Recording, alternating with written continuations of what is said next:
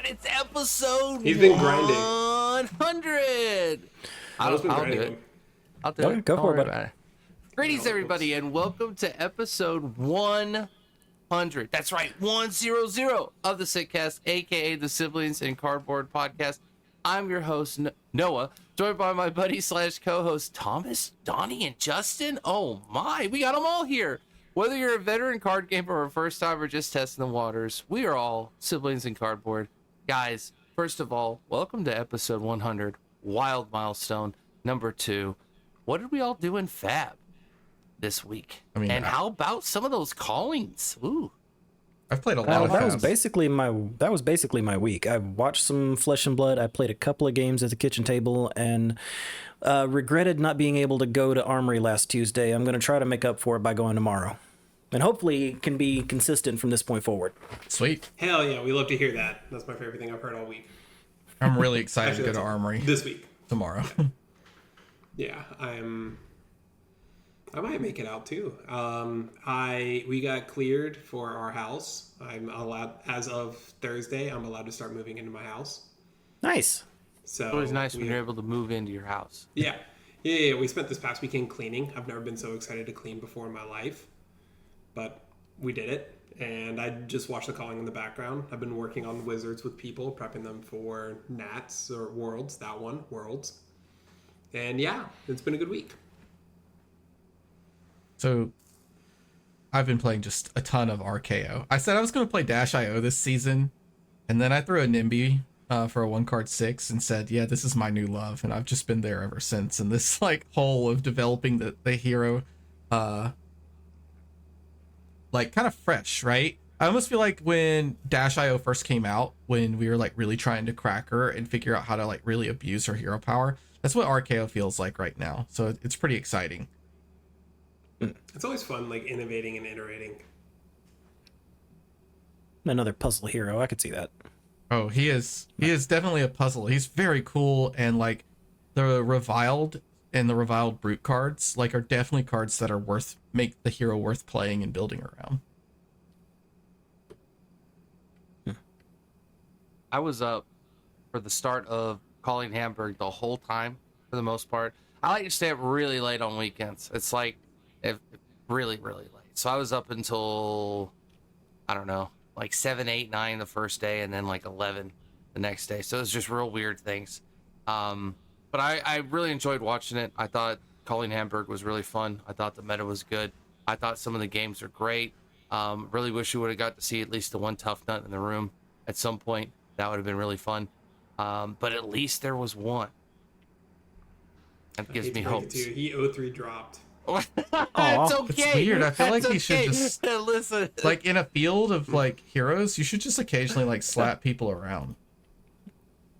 I don't know what to tell you. My boots on the ground tell me he 0-3 dropped. So it's a work in progress, but there are some good games. I thought the field was great. I mean, obviously we knew the big 3 was coming, the big 4, if you want to call it that, but there was that solid middle part. They spent a lot of time talking about it. 20 Vincets and 20 some-odd Kasai's and just a good kind of mix, a bunch of Dios. Like, there was a lot of just heroes out there, and it was really, really nice to see people showing up and playing heroes that they want to play. I mean, it was nice to see, like, not triple digits on Syndra or something, because it could have been 580 something players. Could have been triple digits. It was close. It was that's close. Also the largest standalone calling ever. Yeah, they just keep getting bigger because callings don't have like they don't have realistic caps, right? They just let people keep going in. So this one did have a cap at 500, and then some people complained, and then they opened up. I think it was supposed to be 50 more slots. And then those 50 slots sold out in less than 2 hours. Dang, so they opened that's up 50 crazy. more slots. Yeah, it's an insane thing. I think they actually capped at 600, and there were 16 no-shows. Is how it actually played out. So They a good friend of mine. Rounds. Yeah, a good friend of mine played in Calling Hamburg. Are you familiar, Justin, with Florian Koch? I think that's how you pronounce his name. The Florian. Right? Yeah, he bought RKO, but he's also done really well on Florian, and his name is Florian. Yeah. So Yeah, he brought RKO and went 10-3. And guess where he got the inspiration for his list? I think he changed like 4 cards. Let's go. He watched that goofy game of me and just Damien getting 1.1 EV. RKO versus Gravy and said, "Yep, that's the deck." He last minute did it too. He was going to take Florian and said, "Man, Florian's bad in this meta. I'm going to switch to RKO." Then he like slapped people around. If he hadn't have lost, and what's funny is like Verdance is one of our like guaranteed matchups. He lost to a Verdance in round 1, and that's what kept him from like hitting top 8. Ouch. Did the Verdance do anything creative, or was it just? Like, No, it was not creative. It was just brutal. It was like he said, "Turn 0, tree, zap for 9. Zap for 9, turn 2. Zap for 9, turn 3. Zap for 8, turn 4. Zap for 9, turn 5. Zap for 9, turn 6. And he's like, there's just nothing I could do. He just had tree out every turn until he killed me. I'm like, that's just wizard things. It's just like, it's like Kano getting you all at once on the 6th turn, except Verdance just spread it out over several turns. Yep. I mean, when that happens, you're not even getting to use things like fiddlers or song. You're not getting to use some of those life gain cards at all. He just got straight up 42 whizzed. He just got 42 whizzed. Yeah. Super hard. Like, Nice. Dude, it's like the theoretical, right? Or you sit down and look at the Verdance deck, like, couldn't we just kind of do all arcane? Like, well, I mean, sometimes, like, if you just draw your 3 trees equally spaced apart with 2 blues and and a burn bear or light up the leaves. Dude, we've been doing some funny math with Verdance, and we found a infinite loop for arcane at 5. It's like 5 arcane, but that's like at the end of the game. Okay, don't talk about it. I don't want to be out in the. Oh, you don't want to know about dude, the dude, if you know, if you know, you know. If you know, you know. I do not want to talk about Verdance's endgame loops because they're so toxic and annoying. Don't put them out there. No, fair enough. Okay, we'll talk about it. This will be like the one time I'm glad we only get like 300 or 400 views at most on our podcast. Yeah. Don't worry, I'm gonna go on Twitter and be like, click here. We've got the we will answers. fight. I know where you live. Like, go You know, right there's on nothing there. saying you you can't like do. clip it and just put it as a short. Let's make it real. The Verdance endgame secret is, I feel like we're doing like the God, global dude. guts thing where you're not allowed to say the word and then you get gagged. That's what I feel like. That's what's going on right now. Except I'm like kicking your door in and grabbing your light up the leaves and catching them on fire. Man, I Oh, literally so it just got involves this light house. up the leaves, everybody. Ooh, Sure, that's what it involves. Spooky, scary. It totally involves light up the leaves. Yes. Okay, I want to talk to you after the podcast just to make sure we're on the same wavelength because I think we are. Yeah. Well, Man. there's 2 of them, and one of them Noah found. So I'm sure he Not did. really. Dude, there's Noah just like slams cards together. We're talking about Noah's in. He just slams cards together until suddenly he's just like, man, this is saucy. And then we go, Noah, you're crazy. You gotta stop, man. Then sometimes he just works, finds and something that's the worst cool. part. Like, dude, he found yellow blossoming decay and was like, "This is the gravy sauce," and we're like, "You're insane." it's And he was actually right, decent, because, yeah. Yeah, because it's actually just blue sirens of safe harbor, and it's the same card. Okay.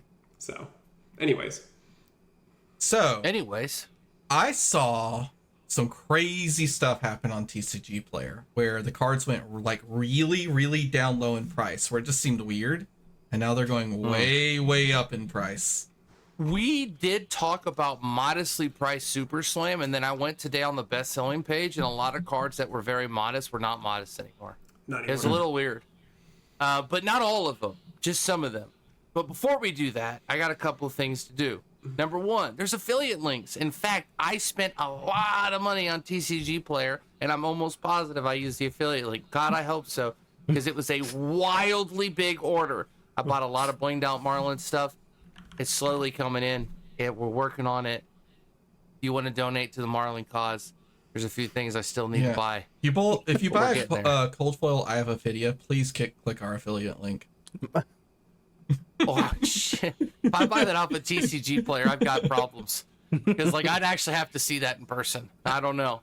people's definition of near mint makes my heart scared. I think at certain levels, TCG Player requires authentications.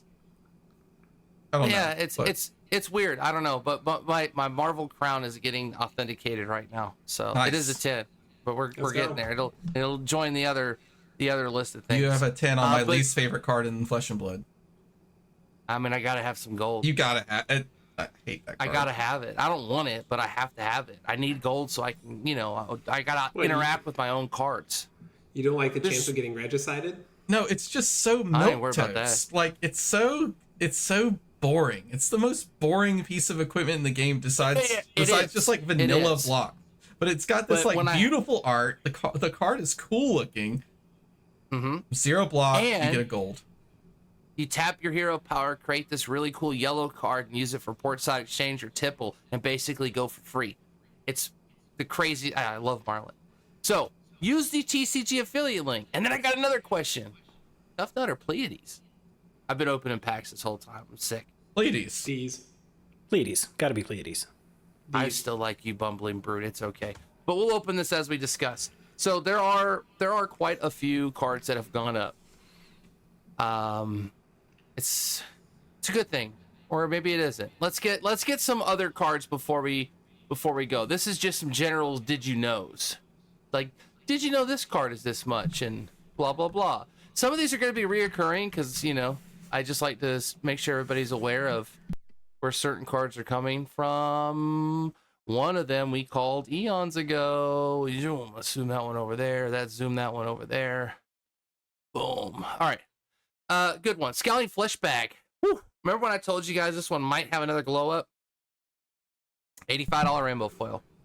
So, KO's still not necessarily making the biggest of splashes that people thought in higher level competition. Obviously, I think he's going to be an amazing PQ hero. I think KO just has numbers, block value. I think it has good matchups. I think maybe a really skilled Gravy is going to give you problems depending on how your hand's set up. But I think if you start snowballing, those Blood Rush Bellows come in hot, you are going to walk over the competition. You have such a good floor, and your ceiling's insane if the cards just line up correctly. Some of which you get to stack yourself. So not surprising that one of the greatest pieces of equipment ever created in the head slot, maybe Face Purgatory being better than that, is at 85. No, I'm pretty sure. I'd give the edge to Fleshbag. Yeah, I give it to Fleshbag. Okay, so the fact that every Runeblade doesn't windmill slam Purg as its like headpiece. It's the Face fact Purgatory wins the art war. No. Face Purgatory, the opponent gets to choose what they discard. Yeah, but you get to draw a card. It's fine. But you get to draw a card. But you get your hand intimidated. You get the card back with Fleshbag. No, but Fleshbag, you can go. I'm just gonna put Fleshbag in front of it. Face Purgatory, you have to go like I have to have this exact hand, and I gotta be willing to give up these cards and draw a random card. Like Fleshbag. There was a really sick game on stream, the Levia Syndra game, that just showed how good Fleshbag was and is. Fleshbag makes you have to play a little different against it while it's still active, and in some cases you almost have to like not IP yourself, but even like when I play Dora, you almost have to keep 2 cards just because you're going to get Fleshbag. So you just have to have that contingency of, okay, well I don't really care which one he takes, but if I give it all, then he's going to take the one I meant. You gotta play around it. But Fleshbag, amazing card. We already knew it was going to go up a little bit. 85 on the rainbow foil, 99 and above for the cold foil. Imposing Visage, another massive glow up. We've talked about this, God knows how long. $30 now. Yep, $30 Imposing Visage. Yeah, I mean I'm not joking around here, and that's Everfest. So I remember telling everybody. I think like 8 years ago, feels like now.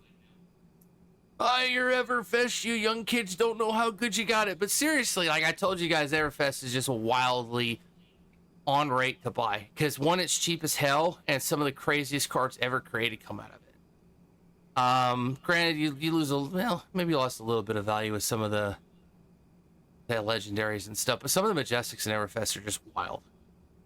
I'm thinking of Tails actually with it was like Stalagmite's still good. New Horizon. Yeah. Never mind. We're good. Everfest. Yeah, Everfest is a banger. Everfest is a bomb. Just buy the damn cards. Remember, they didn't make it unlimited. It's gone once it's gone. One of the oldest sets. Riches of Tropal Donnie's at 450 and climbing.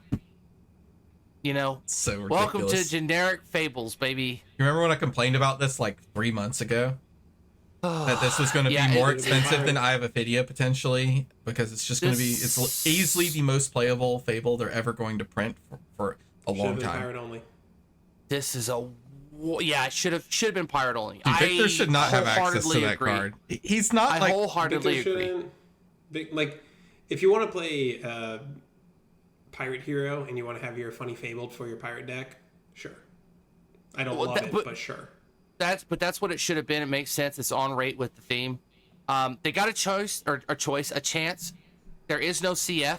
There's always potential for an errata, and then bringing out a cold foil version that just says pirate only. So no, we're stuck with this card for forever. yeah, probably. Damn. Okay. Well, wishful thinking, everybody. Wishful thinking. You try. Another one. Remember when I told you guys with Brutes and all this crazy draw shit coming up, that Balance of Justice was the quintessential damn headpiece, and I said, please, just go buy it.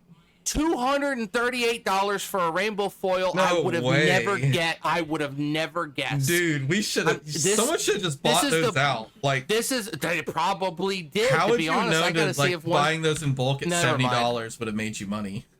I mean, it's hard to tell. It's hard to tell whether it was one person, but and it's not all at one time either. So it's not like one person it looks blanket like bought it's it. very continuous. This is just a slow grind up. In fact, is that a cold foil for $329? Lordy, I told you guys that Balance was real deal steal with this card draw. I told you. I'm here to help you make valuable trades. I'm Balance very was happy one of mine them. didn't catch on fire. Holy Lord, smokes. God, Balance of Justice. Balance of Justice is a wild headpiece. Wild. Crazy headpiece. Should be in every deck, should be on all radars. So, Balance of Justice. Prismatic Leyline stays at $22. I always like to talk about it because it's just one of those cards where it's just like, why? Well, So I mean, interesting. I don't It's know. basically a gravy specialization. So it's interesting that it's sticking around at $22. There's probably other people that try and weave it in. Nope. But I don't know who else really uses it. I feel like you had Boomer Katsu players try it for a bit, and someone else tried it for a bit. You got like 15 Oh, gust Zen, waves. because you're playing. Yeah, it was when you were playing Oops All Gust Waves and Oops All Bonds. They're like, you know what that deck needs is more damage. Let's play Leyline. Katsu's like got such a consistent like play line now. Yeah, you don't need it. He's anymore. only, I think he's only a tiny bit worse than Syndra.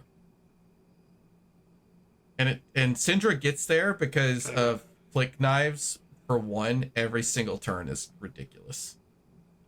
It's like consistency versus like serious combo. Mm-hmm. Okay. What else you got, Noah? Rowdy Locals is almost it's $20 a card. I know. It's just one of those things, What? right? Where like, yeah, this is why I like to do this. Is this Rowdy like this has Locals. to be the Archaeo effect? Like people are already kind of playing this in Ira. If it was going to be expensive, it would have been expensive. And Ira's been a dog in this meta. How people have to be speculating on Read Archaeo? about Rowdy Locals. It's not good. It's not good. Archaeo this wants to is be on the Arsenal. thing- It's not bad. It's If it was blue that blocks optional, 3. it would be amazing. It is not When this hits a optional. hero, discard a card. If they do. Oh, ew. Yeah, letting this come over by 1 to make someone discard a card from their hand to keep them off Arsenal is brutal. I mean, I understand why Ira would Yeah, do most it, of the time because an all What the about- fives- Most of the time, an opponent doesn't want to discard a card, right? But sometimes they look at it Fair. and be like, I don't care. I'm just going to do a 2-card whatever. Or I'm just going to swing my weapon. I just don't want you on I guess Arsenal. it's a base 0 for 4, and you're trading card for a card.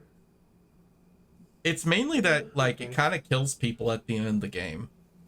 Yeah, it's You're just annoying. because you have to block it, but blocking it. Puts it up to 4. It's a 0 for 4. Yeah, it's Yeah. a wounding blow at blue. So okay, that's good. I Yeah, want it to is say I good. played it in new, like right after Misty came out. Like, It's even better. tested Okay, it in hold new it. for a New while. makes- Is Rotten Remains gross in KO? Okay, it's so toxic. I run one in my deck because if you don't run it, you lose. You just lose. If the other RKO plays Rotten Remains and you don't play one at least, you just lose the game because they could just block out the whole game and throw a Rotten Remains at you for like 18. That's so funny. I love Donnie, this. how many one attacks does RKO run in his deck at minimum? 9 Mocking Blows. 9 Mocking Blows, 3 Blue Nimbies. That's the minimum. That's you already could run 12. more. You could run other dumb stuff like. You can run some goons. They're probably bad. But Do not run goons, please, God. But yeah, you don't make enough money. You're already coming in for like 13, and then you could bump it up to +5, so that's 18. So if the in the RKO mirror, if you don't have Rotten Remains and they have one in their deck, they just sauce you. I hate it. I don't even want to have it in my deck. To be fair, Syndra does. Redline Syndra does catch strays. If she leaves a dagger in the discard, I am going to try to banish it with Rotten Remains. Anyways, sorry, I just slight tangent. There's like there's two crappy blues that I think about all the time as just like, if these cards are very good, I don't want to be playing Fab for a bit, and it's Rowdy Locals and Rotten Remains. So like, the fact that both of them are creeping up right now, I'm like, you know what? Rotten Remains is still $1.73. People haven't sauced too hard on it. Oof, okay, we're good. We're good. You only need one. If both of those get over $20, that's kind of my Mendoza line.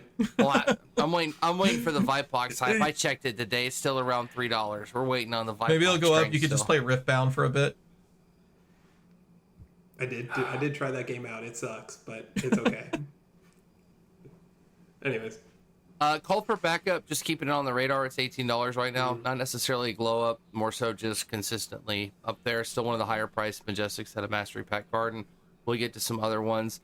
Unsheath had a big glow up in terms of just more Kasai players and things like that. So we're looking at $20 for Unsheath and roughly around the same $20-25 for Rambo foils. Just wanted to point that out in case you're interested in Warrior. I know a lot of people are doing the Blood Follows Blade. Kasai's getting a little more looks. Blade Flurry as well as $24.50 for Rainbow foils, about $25 for non-foil, so they're right on par. So Blade Flurry, probably one of the best Warrior cards created.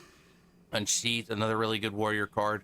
And so whether you're Dory or Kasai, interchangeably, you're pretty much playing both. So they're really good. Yeah, Unsheath is like sharpened steel to the mat. I mean, it's just Unsheath is just better than so good. I think it's a better card than even Blade Flurry. Unsheath is crazy. Every Unsheath turn Kasai ever plays is just insane. For the dual wield warriors, it's guaranteed go again off the rip. For Dawnblade, you got to give it a little. You have to give it a little more juice, but it's still really good. I know we joke about like draw swords and everything, but if they like play draw swords Unsheath, like that. Oh, I guess no draw swords. Dude, that turn you are getting crushed. That turn. Anytime red draw swords or yellow draw swords lines up with Unsheath, you're getting crushed. Like, it's a hard block. There's really no good answers. Speaking of more Mastery Pack Guardian, Base of the Mountains jumped up to $123 for the Rainbow foil. Yeah, and that's a double in price because it was about $66-70. Who's playing a week ago? Okay, it's because Ku did a Metafy guy that had Base in the Mountain and talked about why he's playing it. Okay, well, Gravy. Justin Ku's an insane player, so yeah. If he says it's good, it must be good. This is a Gravy tech then now, so it's not necessarily. I forget these are generic boots. I forget their generics. Everybody should. Well, it's a little high right now. You get to put your allies on the chain, and you get to kill a Pulping. Okay. Oh. Okay. Oh yeah. It does always let you. Pulping is useless if you put that card into the field. That's actually awesome. So his plan was to play base and Swiss, and then whenever they got to top cut, everyone would side out Pulpings, and he'd play his regular boots. Wow, yeah, that's just so good. See the math like floating around in front of our heads. No, because it makes perfect sense. It's just get around dominate.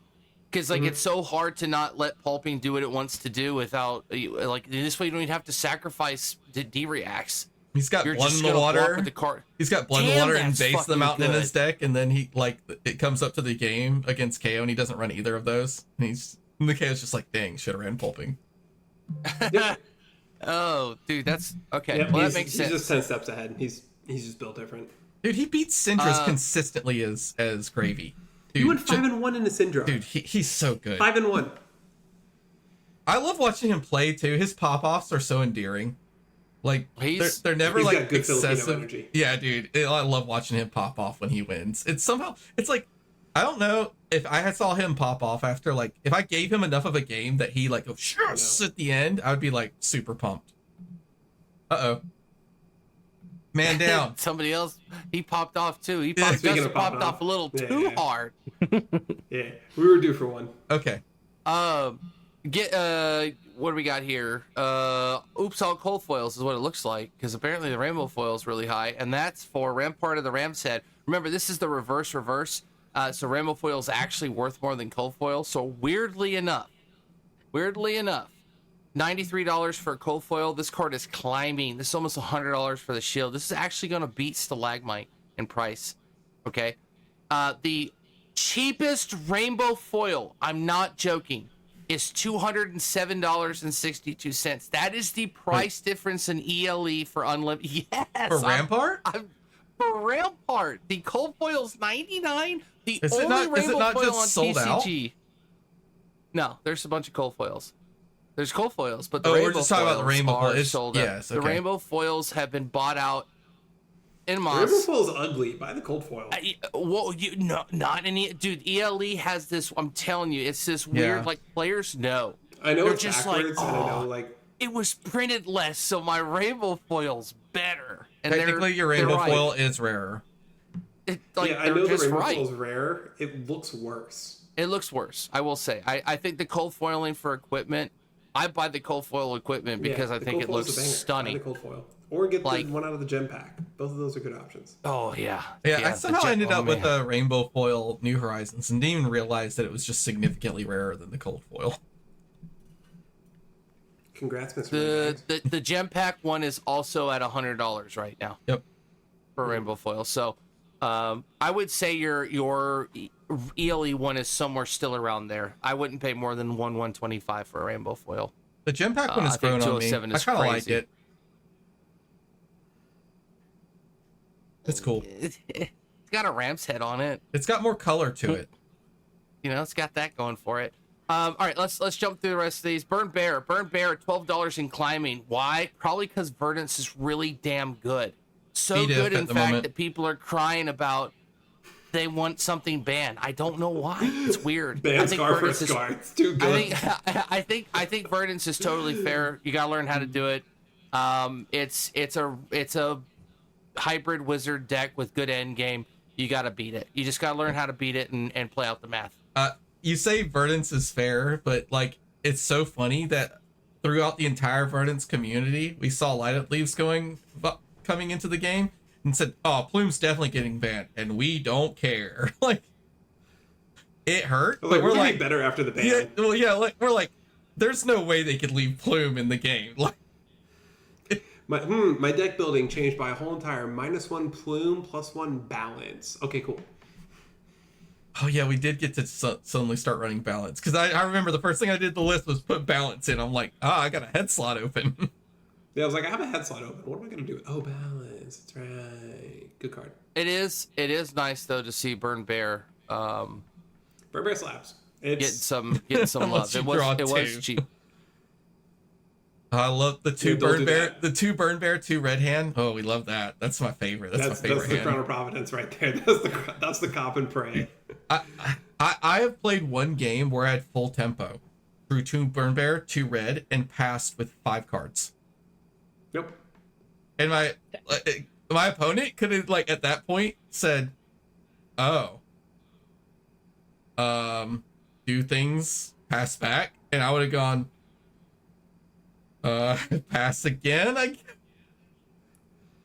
Yep. Yeah, if you draw like 2 defense reactions, 2 Burn Bears, and have a defense reaction arsenal, you're actually bricked. They can draw you on the spot. Because I don't think you could discard Burn Bear without a target, right? No. You need anything on the combat chain. Yeah, so they could just draw you on the spot. However, new rules say you get to play a new game. So that's fun. Anyways, yeah, Burn Bear I do think is genuinely like if you have any interest in the wizard class at all, I think that is the wizard card of the future. Yes. Like that card and Storm Striders are the two cards that you always have to look at for every single wizard ever. And Burn Bear is just get it in your binder. It's every wizard will play it. Yep.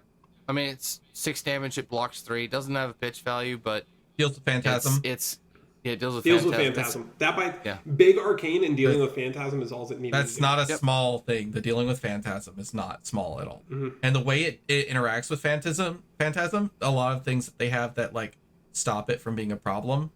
Like they have exactly the blue aura, and that's it. Mm-hmm. Okay, we're almost done. Fearless Confrontations at $30, and Climbing. Who would have thought? Good card. Really good card. We like cards like that. Buckle's seeing a little bit of play back again. It's up to like $7 in Climbing. Just wanted to put it on there. So Buckle rounding back out. It's a Dynasty Majestic. Might want to have, I wouldn't say, maybe you don't need a play set, but just have a couple. This card we did talk about, same thing, meta driven. Hold the Line up to $15 in Climbing. Who would have thought in a meta where you draw that you'd have the opportunity to play Hold the Line. Anyone shown that card is being played? I don't know. Anyone? People are buying it. I haven't seen one be played. I didn't see one this weekend. Like the last meta that was seriously played when the meta was basically Blood Rush Bellow and High Octane. And Kano. That didn't work. Heavy hitters meta. I don't know. I don't know. Interesting. I think people overreacted to KO. Yes. And we're going to see a shift back the other way. We're going to see KO dip a bit. And then getting to some Super Slam cards. So Outside Interference, not EA, it's $15 now. And Climbing, that is quite a big jump. I mean, this card was maybe $5 to $6 last week. Almost bought out completely. Overcrowded, $16 in Climbing, another card that was definitely a little higher than that, but a really good card. I think Overcrowded is one of the best Majestics. $16.45 right now, shipping included. Anything under $40 for that card is a steal. You're talking about the EA? Yeah, I think that for Overcrowded? Regular. No, just regular. I mean, I think Overcrowded is one of the. Let's put it this way. That card is going to be bet. That card has longer term, more impact than Warmongers. There are more token decks than attack action, non-attack action, split decks, and that is a card that can be splashed in literally almost everybody, even if you're not a token deck. So it's a great generic one-up too. Yeah. Ambush. Those two words. Generic ambush. Think of that. Like probably one of the few cards with ambush. Ambush block 3 to 4 from Arsenal is just like. It's crazy. It's just good. It's just really, really strong. Don't forget, if it blocked for 3, I'd be out the window already with how good that card is. The card would be totally busted. If it was base block 3, I want to go back in time and get a block 3 on that. Oh, baby. But for example, this past weekend, we saw Verdances running Overcrowded because it's just generically good. Although they can pop an Embodiment of Earth, and now it's also online. We saw Fangs running it. We saw Syndra's, the blue line Syndra's running it. We saw... Who else did I see running one? There was one more matchup I saw them pitch an Overcrowded. Anyways, but the point is, the card's going to always be around. Assassin is at its worst right now. And the second an Assassin comes back, you're going to want 3 Overcrowdeds in your deck. Yeah. Yep, I agree. Overcrowded. I think I don't think 1645 is cheap. Just like I know Super Slam is definitely a very available product, but I think if you can get these for 10, 12, 15, I think you just get a play set. Even if it has a slight dip, there will be a time when this is a $20, $25, $30 card. There's just a meta for it where everybody's running 3 of them and you're having the time of your life. So think about that. Last card I have for Super Slam before I just round off some high price cards is Show of Strength is at $21 in Climbing. So that's just for regular. I think it's probably one of the better. I think this is what we call like one of the 6 swing bigs they reprinted or printed a new one of. So this is a pretty damn good card. I mean, it's a 2 for 8. In most cases, it's pretty damn good. And then where's Super Slam Pleiades is still the most expensive Marvel. Not surprised. Followed by Tough Knot. Also not surprised because I think the revered heroes have just a little bit more love. I don't think everybody wants to be a boo. Nobody wants to really get booed. Booze is way better than Cheers. But well, Pleiades just has a lot of strong following right now, which I think Pleiades is just a really fun deck. I really support like all the Pleiades players. I think that deck is going to be a fun one to come into its time. And then KO Underhanded Cheat is the 3rd highest Marvel, and nobody likes Lyeth. He's down there really low. Somebody out there likes him. We love our short king. Dude, Reviled is so much better than Revered. No, you take that back. Pleiades is great. Dude, it's not even great. close. Okay, imagine being Reviled, where when you're winning, you get to win more. Imagine being Revered, when you're winning, you get to win less. That sounds great. Yeah, but I get to hit you with a guitar. So checkmate. That's right. Authority of Atias, $325, I think, for the rainbow foil. The cold foils are $450 plus. Lordy, I'm gonna have to spend money.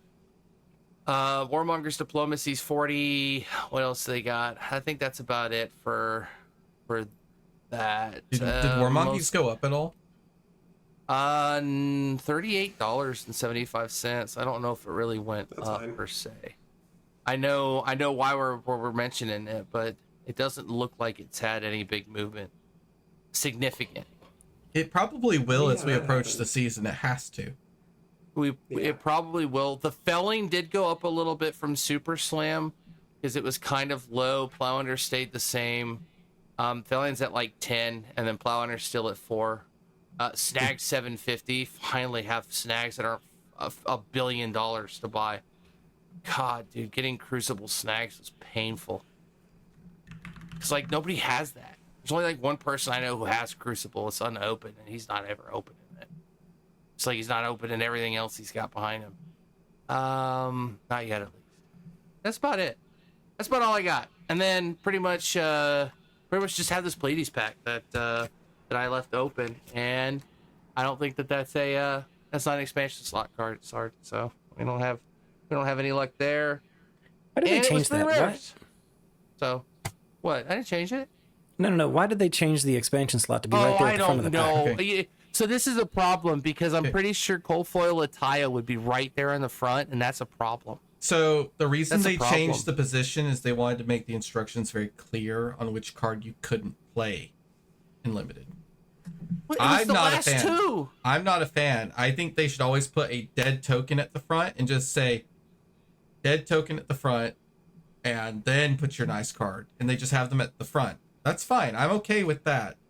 I'm not necessarily okay because like I've had packs where the front card was dinged because the pack got kind of pushed on or beat up, right? Right. So, and that's your cold foil. Your cold foil, your expand. Like when I opened the cold foil Iron Fist Revelations, they were right smack in the front. That's a problem. I don't know why last 2 cards was an issue. The last 2 cards are unplayable. I don't get how that is any less distinguishable than the first 2. I guess they just try stuff. Like I'm not against them trying stuff. I don't like it because I don't like the potential of like the pack getting dinged up before you even open I don't either. I think it leads to disaster. Worthless card on the back, comment on the front. We like it. Take it back, LSS. All right, well that's all I got. Buy some cards. There's still an Ice Storm coming. I know we thought it was Jarl. There's still an Ice Wizard coming. There has to be. So I might buy my Ice Wizard cards this week, and I'm not even kidding. Get your channeled Bleaks in your fridges and stuff. Seriously, there's got to be one coming. So let's talk about Living Legend. Okay, Elsa, do you want to talk LL first, or do you want to talk Calling first? Well, I just want to know, is Icelander playable now? Like, yes. Okay. So the context: Warmonger's unrestricted, Zephyr Needle banned, and Count Your Blessings restricted. Basically banned. Yeah, it's a functional ban. Yeah, I can play Iyslander. Man, and the one event that I don't get to go to. It's crazy how problematic those two cards were, Count Your Blessings and Zephyr Needle, because of how badly they break the math on both ends. So, Zephyr Needles was a problem in two directions. Zen was just heinously degenerate, and that's not fun. Yeah. Ira was degenerate in the other direction of like needle into CNC or like needle, torrent of tempo, draw off mask, do a thing. All that kind of stuff. It's like you're getting 2-card 9'd no matter how you dice it. And letting them do that over and over and over and over again, and then like getting to do the funny one of like needle, flick needle, get up sticks, buy back needle, swing needle, being a 2-card 9 that they just can't do anything about was problematic. It made it to where like if you wanted to play a disruptive deck, you just couldn't because you got bodied. Yep. Because needles having innate like native go again was really, really, really, really important.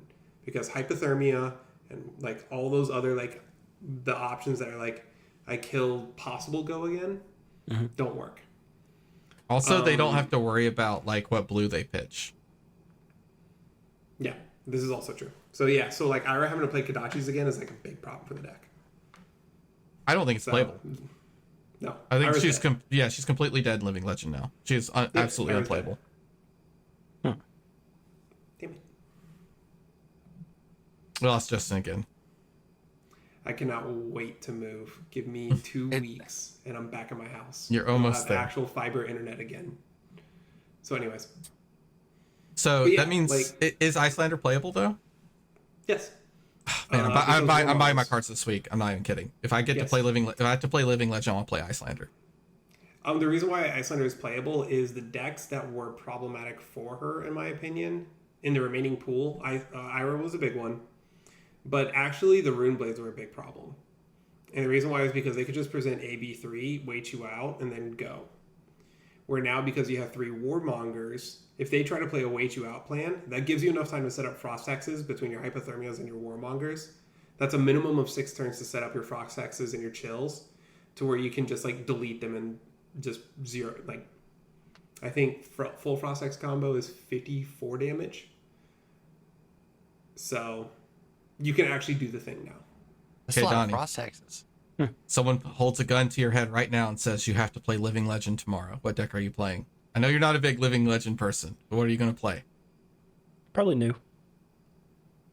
Good answer. I know that that's deck slaps. No. That's dude. There's some matchups that new just like bang. New like, Starvo is like the bane of my existence in testing Starvo. I mean, I really honestly do not care about Living Legend, but if it's an excuse to play new again, I'm probably going to play new just because I'm not going to take it seriously as a competitive format. I'm just going to play my favorite hero ever to be printed in the game. So it's so obvious now. All right. Did you expect a competitive answer out of me? No. Sorry. No. New is competitive. New is quite good. That's why I like it. Should have been the expected answer. New has a good niche. You do need a little bit of gem luck to not hit some of your really bad matchups, but in general, even her really bad matchups, they're not total blowouts because New is this like very disruptive skill-based hero. You have access to all of your cards. You're not hit like by the Bonds of Agony ban, and really like that mask is so messed up. I miss my baby so much. Yeah, I genuinely think New is a solid pick now that Ira's gone. All right, Noah? Azalea. Okay, now see, he's the one who's trolling. I want to play Azalea again. Dude, dude, you say that until Starvo just whomps the bejesus out of you over and over again. I mean, like, that's the hero. I mean, I don't think Lexi's any better. Dude, Starvo's just gonna swing Winter's Well at you once and go, man, Azalea sucks. Yeah, is he good now? Man, now I gotta do a whole referendum on the format because I was starting to feel good about like which decks were strong and which ones were weak. But this really changes a lot because I think the Warmongers Unlimit is the biggest deal. Mm-hmm. Because people were worried about Dio, people were worried about Rune Blades, and obviously Zephyr Needles, and people were worried about ninjas. I don't want to play Dio in this Living Legend format at all. Not with 3 Warmongers. Now, everyone not with 3 right? Warmongers, No. God, I hate that 3 card. Warmongers, 3 Hypo. No, thank you. Like, Is Stubbies legal? Yeah. Is Fi real? Well, I am a Fi main. You Maybe could we'll change it to Fi. Fi is a bit trolling because Zen is just better. But I mean, you could play Fi. you can cook, maybe. But is something Zen there. any worse now because of no Zephyr? Hear me out, Noah. No, he's got Kakara. He's okay. You play Syndra, you flick a dagger, and you get to play Tome of Firebrand or Art of War for free. Ooh, that's hot. It is actually pretty hot. damn hot. You can still run those stupid boots too. I think you actually do in the Living Legend deck. Break a fealty. Make your Tome of Firebrand free. Yeah. Like you get to do a lot of like really messed up that's stuff. already draconic. You don't need to break it. No. You just do Ignite Tome of Firebrand. Like yeah. Like so, I think you have to do it on what your third it has to be your third chain. You have to have at least 3 chain links. Yeah. Yeah. So you could do Ignite as your third attack and then play Tome of Firebrand, and you're just like, I don't care if you block this and stop Mask. Actually, you don't even play Mask Momentum. That is a Mopple deck through and through. You're doing this like crazy like 12 chain link long attack and then finishing off with Assault the Wound for like 8 or 9. How degenerate can we get Florian to be now? Oh, he's ass. What do you mean? He lost Count Your Blessings. Oh, Count Your Blessings gone. Duh, you're right. I forgot about that. Yeah, he's... Now, well, because I was Florian's thinking, if you were stacking, I'm like, well, that's a good Warmongers deck because you just call Peace and you go like Tree and a Scepter and then you're happy, you know? You don't have Thistlebloom Life stuff to do anymore. Like all your Thistlebloom Life stuff. Yeah, Okay, you're right. You still have Big Germinate, Break Boots, Thistlebloom Life. That still exists and it's still good. But getting to the Rune Chant stack get like to begin 14 with, turns to get there. yeah, it's hard. And you don't have you don't have Crown of Seeds to like help you get there and organize your deck the way you need to. Yeah. So, no, totally unplayable. You're right. So then Starvo's good, Ice is good. I think Viscerai is good because he's a Runeblade who can actually play Warmongers. Mm-hmm. Because you can just stack Rune Chants into the Warmongers matchups. Chain is probably still fine. I don't know. You could probably fatigue him though now. Now you have 3 Warmongers. The issue is 3 Warmongers, 3 Hypo for all the Ice decks. Like, Man. Real quick, how did we get on this subject? It feels like we're off on a tangent here. No, because Like, were we talking about the ban list or we had LL bans? we're talking about the impact of the ban list.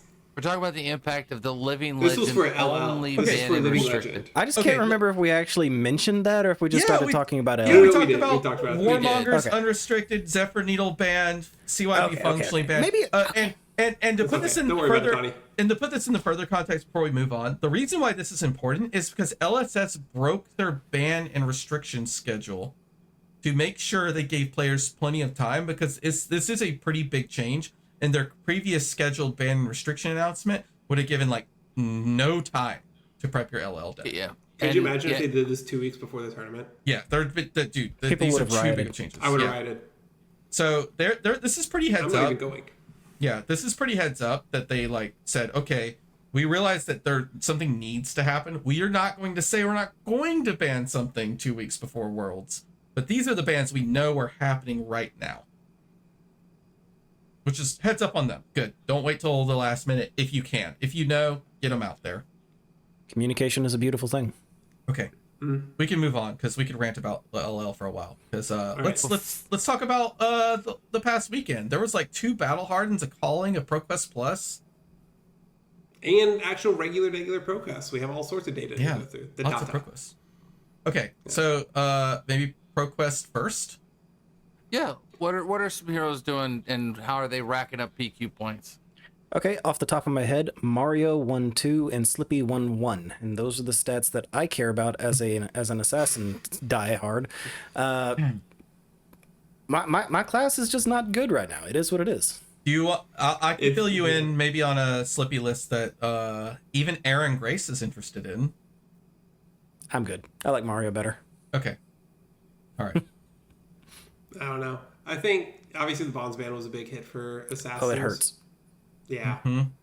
Oh, Well, it took away a pivot turn. I mean, it's not just that it was one of the most disruptive cards in the game, and Slippy was easy to sidestep with it. It took away a pivot turn.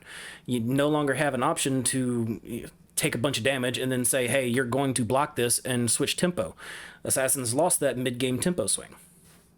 Yeah, and Assassins have been good since MST released. I'm okay with a set where Assassin is not great. They will be back. I mean, yeah. They will be back. You get an armor deck soon. I don't think it's legal for Worlds. I think it's just after Worlds. No, it's in December. In December. Yeah. But there'll have to be some cards out of that. Well, we know you get one disruptive card. The new Chaos. Yeah, you get to meet Madness. That's a good one. Yeah. Looks interesting. However, we had 15 Gravy wins, 14 Cinder wins. That's surprising. 11 Verdance wins, 9 Florian wins. So that's we talked about like the big 3 pieces of the pie. That's 50% of your wins. Actually, 52% of them. The next one though is fun. Who do we think the next big winner was? Well, we all cheated. We all know. It's really hard not to get. Kasai. I really don't know. It's Marlin. It's Marlin. It's Bandros. Marlin. That's crazy. It's Kasai and then Kano and then KO. So we're back in another world where those two heroes can't get away from each other. And then it's like Dio, Acilio, Prism, Victor, and then a bunch of like 3s, 2s, and 1s. Hey, Dory got 2. Dory got 2. Let's go. Way to go, Dory. And Marlon didn't get a single one, but we're gonna get one. I'm gonna work on one for Marlon. Don't worry about it. She just doesn't have enough representation. No. I'm bringing it in. I genuinely think that this PQ is what I would expect for PQs. This is not what I would expect for high level play, but this is about what I would expect for PQs. You got a couple really high floor decks. You got Gravy, which is just like, if you're going to bring Gravy to a PQ, you're just going to have like 2 or 3 rounds of people who have no clue how to play the matchup. Yeah. So you're going to like, you start the tournament at like a PQ level at like 2-0, maybe 3-0. I think ill prepared for Gravy reps is a big one, and probably Verdance as well, and people disrespecting just how much damage Sindra can do, as well as just how consistent that deck is. And I think that's why those decks are always going to reign supreme in the PQ season. And I think Florian is also just pretty heavily insulated deck. But Kasai being at 8 is actually pretty interesting. That's exciting. Not surprising, but I mean it's interesting. I mean I definitely think she is a very good deck in this meta. If Kasai becomes a real meta contender, that's like a big issue for Verdance. Like a huge issue. Good against Gravy too. Yeah, because like if Kasai can actually get sellswords down, because obviously like your D-reacts in that matchup are very important. They get taxed really, really hard now because Bloodfall's Blade can just show up at any point. Yeah. So you block that matchup. That matchup, the blocking patterns are completely different now. Yeah, like Bloodfall's Blade changed how that matchup plays out so significantly. She's fun to play against because it was always like kind of like you never block the first sword. You just let it do what it's gonna do, and then you just drop your how much of your hand you wanted to drop. You drop that on the second one. Yeah. So I think she's more enjoyable to play against, and I think in general she's just better. She has more mix-ups. The first sword, sometimes, funny enough, sometimes the first sword is the one that comes in slapping hard. Now, I mean, now they have like draw swords unsheathed and they hit you real hard, and you're like, owie.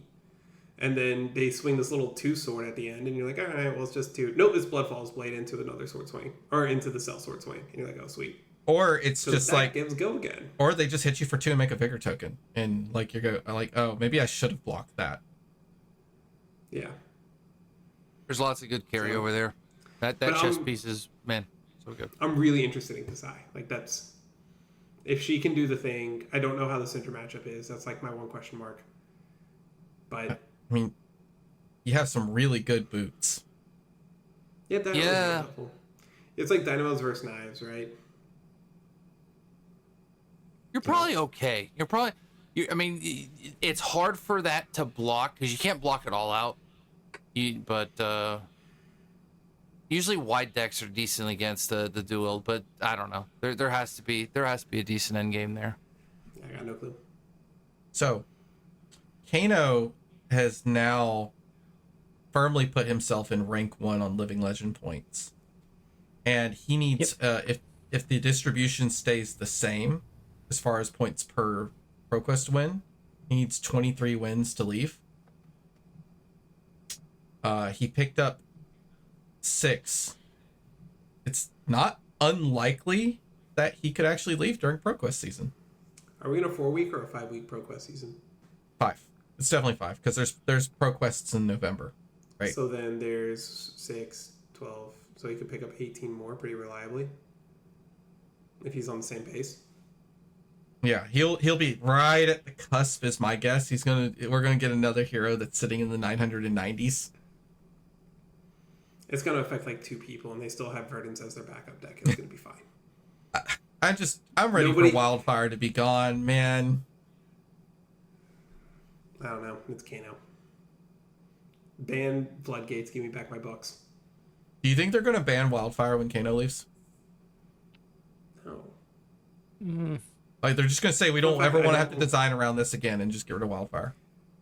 I want to lock James and Gottlieb in a room, and I want to ask them off the record and have them sign an NDA, or I'll sign an NDA with them, and have them tell me how much Wildfire has been like limiting design, because I don't think it has been. Maybe not. I want it to go away though. That's just a me.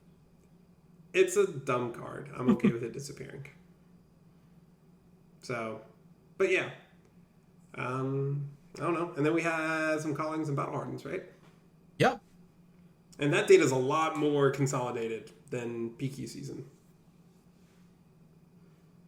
Where you would have like the calling top 8 was pretty interesting. It was. Right. Well, Calling Hamburg top 8 was Calling wildly diverse. Calling was just wild to watch in general. Just about every game that was on stream was just a banger from start to finish. And part of what made them a banger was the casting booth, because Gabe Share needs to do more events. Okay. Yeah.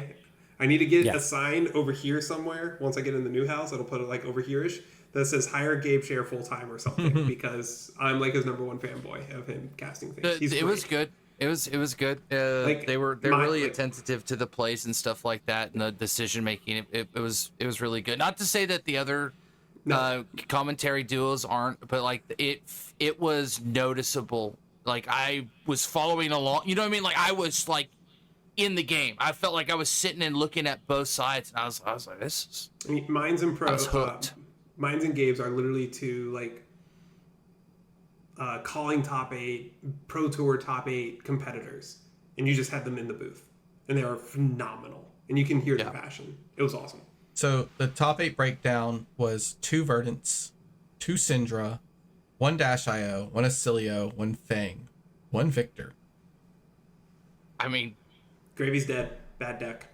But yeah, no Gravy. You know what I mean? Like maybe it ain't that crazy. I mean, if you look at what's in top 8, there's an Acilio, Dash.io, Fang, and 2 Syndra. Like those are. Don't look at 9 through 16, and don't look at 9 through 32. But yeah, Gravy's dead. Yeah, there's something like 7 Gravies in top 16, or something like that, or like 32 or something. It was like a gross number, but none of them made top 8, so the deck's dead. It's okay. Fang Victor though, Dio, Acilio. Obviously, Acilio's not necessarily a surprise. So I think Acilio does crazy things. It's so funny looking at the conversion rates for the calling, because there's so many players that all the conversion rates look awful. Some of them are awful. Like this was a 584 players cutting to 80. That is always going to look terrible. Yeah. 7% conversion rate for Florian, terrible hero. 7% conversion rate for KO, awful. 4%, 5% conversion rate for Mario and Sai, respectively. Like, I saw this somewhere. Somewhere being, I think Fabry. He had a funny one that like people with the name Florian converted at a higher rate than the hero Florian. Yeah, yeah. You know, dude, Florian's such a cool guy too. He came and spent like 3 hours talking about RKO last night. Like he was like super manic too, because he was like on the 23rd hour of not sleeping. Jeez. You want to know who had a pretty disturbing conversion rate? Dude, Verdance still had a 33% conversion rate. That number is high. Yep. But also think about who played Verdance, right? Yeah. You're talking about Jacob Clement. You're talking about Brody Spurlock. You're talking about Arthur Trehay. You're talking about Gordon Koho. You're talking about who was the other notable? There was another notable Verdance that I saw. Was playing. It was a Bartos. Like, you had some bangers playing Verdance. Although I think part of it is that they're figuring out the gravy matchup, and it's actually not that bad. It's like a 45%er. Hey, I've been saying that for forever. Like, if you actually tech correctly for it, it's not too terrible. Yeah, so I think the big part now, especially, is with Light Up the Leaves, you can actually have like an aggro beatdown plan that exists. Because tree into leaves and tree into burn bear is a lot of damage that they can't deal with. Yeah, because they're only running like AB1 usually, if that. Oh, they actually put 2 now? AB1 or 2. Okay. It's either 1 or 2. And if they play AB1, we love the Arcane plan. And if they're on AB2, that means they don't have Mage Master boots. Isn't it still kind of like, man, you really hope you draw a Ring of Roses in a reasonable amount of time? I think Ring is a large part of the matchup, but like, there are ways to win without getting an early Ring. Like, we saw Clement win with our turn 7 Ring. Yeah. And obviously, I mean, there's no real ally clearing per se. I mean, unless you're throwing something to decompose, right? I mean, like, you're just facing the place 90% of the time. Oh, if you're on that plan, You got Scar for Scar and stuff that you'll still put in the sideboard, I think, even with the like larger Arcane plan.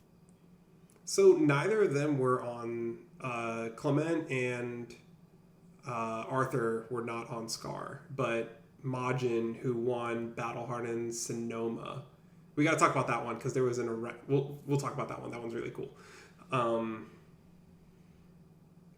Majin's still on Scar, but everybody else cut it, which I thought was really, really weird. Yeah, and wasn't Trehay and the other guys on his team on healing pots, and the other guys weren't? They added it back into the list. I think healing pots are mandatory because you have to play the mirror.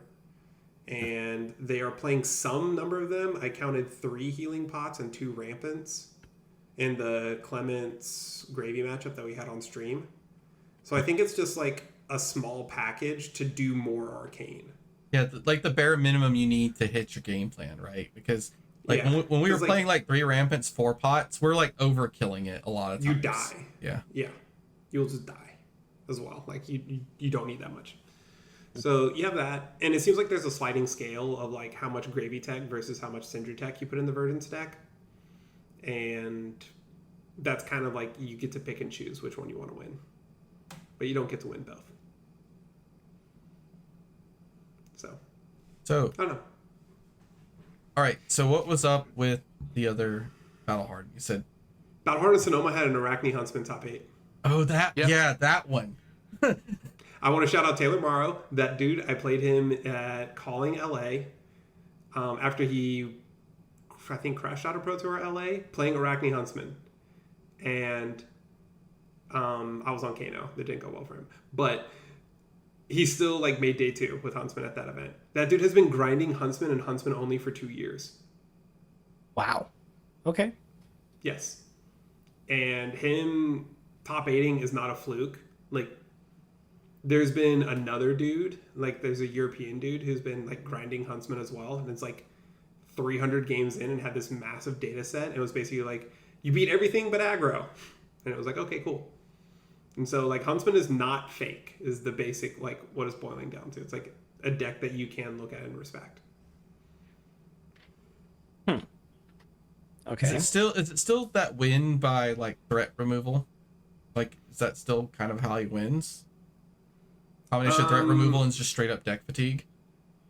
Not gonna lie, I kind of skimmed the report. I didn't actually, like, read into Taylor's notes, because I'm moving.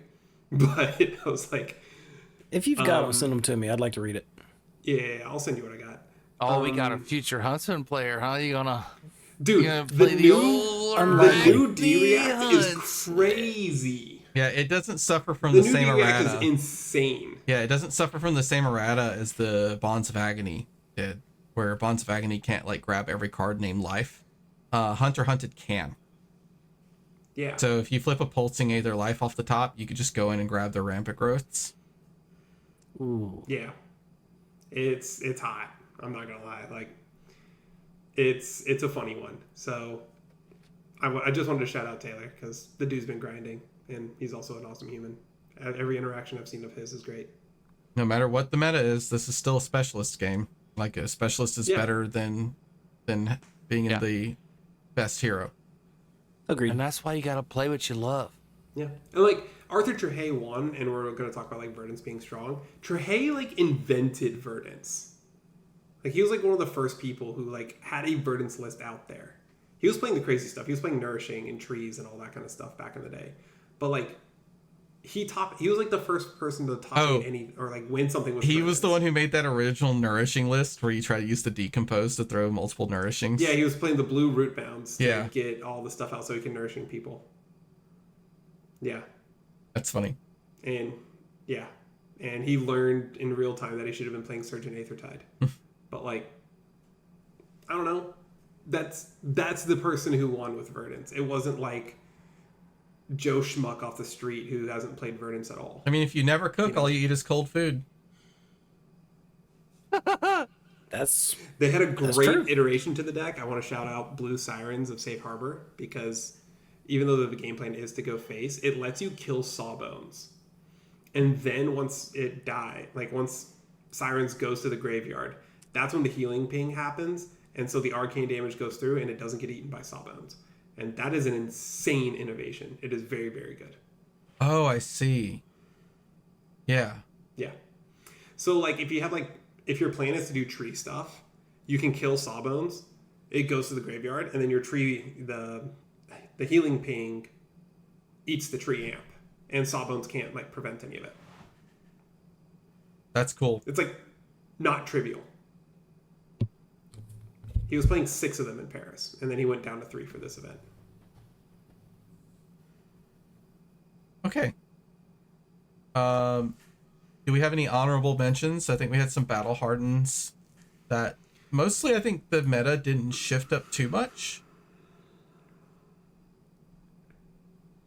I think we had a lot of pretty consistent, things. We keep seeing a weird Victor do well.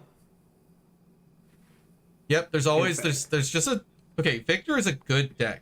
He has one of the strongest fatigue plans. He blocks like a house. Like if you play in Victor's playline, you almost always lose. You have to like break out of his playline somehow because it's really hard to outvalue him and you cannot fatigue him. The Remembrance play house multiple times plan is it feels unbeatable sometimes. Okay, I have a question. Where do we hope Flesh and Blood is at when we record episode 200? 2.5. $2.5 million prize pool. More callings and battle hardens. It's like I just want more events. Georgia, please get more events. More than a battle hardened Atlanta once a year would be nice. Yeah, please give me like Calling Atlanta. Give us Calling Atlanta. I understand attaching it to SCG Con in January every year. Please just give us something in like June. I would like to see MST 2.0. I think I would hope that they've learned their lesson a little bit and they print less reds that are blues. I think the legacy of MST is interesting. There was a lot of interesting card design. I'd be surprised if we see MST 2.0 in the next 10 years, so... man can dream, though. We'll see. I think the lessons of the last year has been stop printing like math simulators and print cool heroes. Because even like RKO, Lyeth, Pleiades, and Toughnut are cool heroes. And like Puffin and Marlin, even though they're not the best decks in the world, they are cool. And Gravy is just doing that. good and cool. I think Gravy's cool too. I think Fury's cool. I think this was probably another victim if they didn't quite make the best deck, and the players are better than the developers. There's more of us. Yeah, exactly. But even like Syndra, who I think is kind of lame, she's still cool. Like for a generic aggro deck, she's cool. You have like actual decisions to make. Mario is just straight up cool. Fang is cool. Like every hero that they have released this year is cool. Mm-hmm. Keep doing that. Without really adding any keywords either.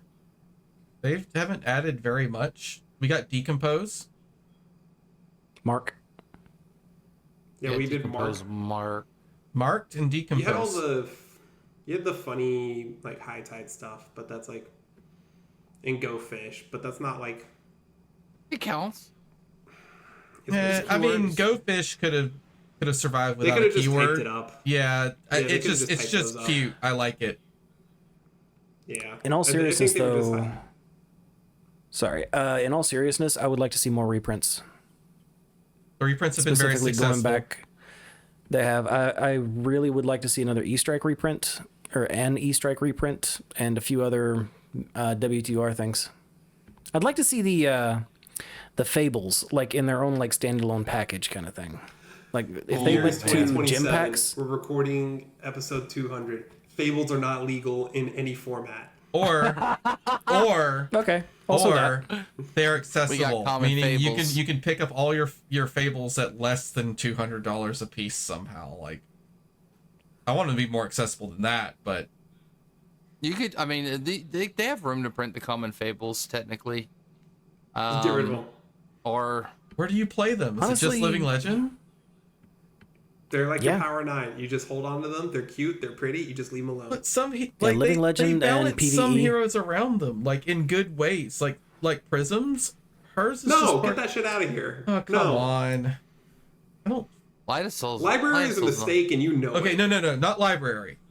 The Light of Souls. Oh, so you want Light of Souls? So the one where it's just like, my whole entire game plan is to soul starve them, let them hope they flip off this gambler. Yeah, but for every time they've gotten it, they don't get it, and they go, oh, and that's not good game balance then. That's just random variants, and not even the fun variants. It's just flip a card off the top. I guess I'm a brute player. I've played plenty of Wild Rides, and that's why I hate that card too. So sure, I hate Light of Soul because I hate Wild Ride. Yay! I 100% agree. I think Fables should probably be out of CC if they're going to keep printing these absolutely ridiculous $400 cards every set. Just make them accessible. Don't take my Fables away. Love you, Noah. Don't take my Fables, okay? Please. I like them. There's a deck building cost around them. They don't block, damn it. Oh, I mean... Dude, do you know how degenerate it is to get me out of here before I say something stupid? Yeah, do you know? I was gonna say, I'm gonna wrap up. Do you know how messed up it is to pay into AB2 with Riches of Trouble Donnie? It's so screwed up. Feels good. I would love to do that. In fact, for how I'm going good Schism is on turn 1. Schism turn 1's pretty. Donnie, I still remember that game. He schismed me his turn 1. Because I had an Arsenal. Oh, that's right. That's right. Yeah. Mm-hmm. I put Wildfire in Arsenal. I was like, all right, I'm ready to cook. Let's do this thing. And his first game action was Dagger to Schism, and it pulled Savor Bloodshed off the top of his deck. So he goes Savor Bloodshed. I try to block that dagger out. He goes over the top of it, CNC. We love our blue pitch that also comes in for 7 value. Yeah, that's great. Yeah. Like, it blew the whole game wide out because I just lost my Wildfire and I couldn't do anything. I'm not bitter. It's fine. Okay. Well, hopefully we have another enjoyable, fun 100 episodes and make our way to 200. And we're here talking about how much we're excited to sit and deck build and play with these new heroes again. Yeah, there's going to be some wild things in the next 100 episodes. I can only imagine. Dromai 2.0, Dory 2.0, Iyslander 2.0. Give me back Iyslander. Prism 3. Prism 3. Prism 4. Might as well. Before we get Iyslander 2.0. Prism 3's a little too overpowered. How long until the Draw Swords ban? Is it 2026 or 2027? Dude, do you think in 200 episodes we'll have another playable Blue 6 in Levia? No. Actually, Monarch number 3, you're gonna get that for sure. Possibly. Guaranteed. It's coming. Do it, you cowards. Best I can give you is a diabolic offering, where it's the same idea. It's a star until you give your left arm, and then suddenly now it's a 6. All right, where can everybody find you, Donnie? Draco Hominis 87 everywhere social media is sold. I no longer write for Fabric or Card Gamer. They decided to stop doing Fab content a while back. That's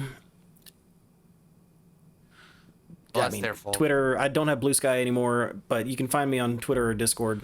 Or if you see Siblings in Cardboard on any of the live streams on coverage, it's most likely me. But it might be Noah, but it's probably me.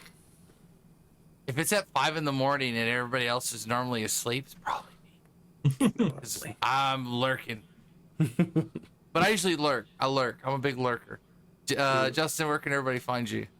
Just Discord. It's Jebzo5. I'm free. Hit them up. Find them. Thomas? Yep. You can find me at What the System Fab on Twitter and What the System on Discord. At Big Max Fab on Twitter, Big Max on Discord, Big Max on Blue Sky. And these hands are still open in packs every day. We're finishing up our Super Slam. It's been a good box so far. We pulled a new horizon. One thing I do want to say is I think Super Slam's been really fun to open. There's a ton of Majestics you get out of every box, and Supers. It just feels fun to open. Obviously, not all the Supers are worth a lot, but it still feels fun to open. So, cool set. Cool set. I thought I wasn't going to like it, but I've really grown into Super Slam. I think it's a really fun set to open. Good product. Thank you for joining us, everybody. We hope you enjoyed catching up with us this week. And if you did, you gotta subscribe or follow. In fact, I've been bullying people in my shorts to get us up to 250. Not really bullying it. One of us got to 240. You're a real hero out there. But get us up to 250. And you gotta follow depending on where you found us to catch us again next time. And hit that bell. You know, it's got that little subscriber notification. Until then, take care of yourselves. And remember, we're all siblings in cardboard. And just because you guys know, I did open up the Tough Nut pack. It was a cold foil channel, the Tranquil Domain. I told you Tough Nut's better than Pleiades. I think the Majestic was a bully tactics, but the real winners are the ones that read the cards and know what they do. See, like, I have no idea what this card does, but I'm going to read it, and I'm going to do whatever it says to do. That means your triggers and discarding those cards. Take care, everybody. Enjoy your ProQuest. No misplays.